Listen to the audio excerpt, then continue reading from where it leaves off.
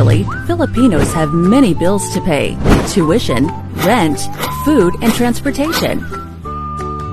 But this should not be an excuse not to become wealthy. There's a simple secret to building wealth. No complicated schemes, no impossible tasks. It's called steadily saving. Simple, effective, yet not being done. Why? Research shows that from over 100 million in population, only 4 out of 10 Filipinos have savings. Of these 4 people, only 32% have bank accounts. The same research also found out that 4 out of 10 households have no emergency funds, while the other 6 have very little spare money. 4 out of 10 Filipinos spend more than what they earn. Sounds familiar? The others save the little amount left after all their expenses. Most Filipinos are not ready for retirement.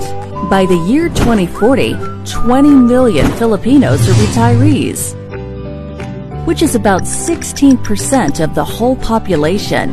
7 out of 10 of these retirees will depend on the meager government pensions like SSS or GSIS funds, which cannot even catch up with inflation. Sadly, most of our senior citizens will be dependent on their children financially when they retire. This puts an additional financial burden on the children, who have their own bills and expenses to take care of. This is a daunting, vicious cycle. Many financial products and services are available to us today. With the right information, guidance, and training, everyone can retire comfortably. Sadly, only 8% of Filipinos are aware and have been investing in these options. It all starts with steadily saving. The earlier, the better.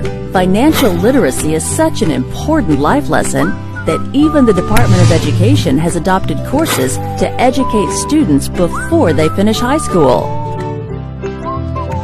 Steadily saving, the sure way, the only way to financial freedom.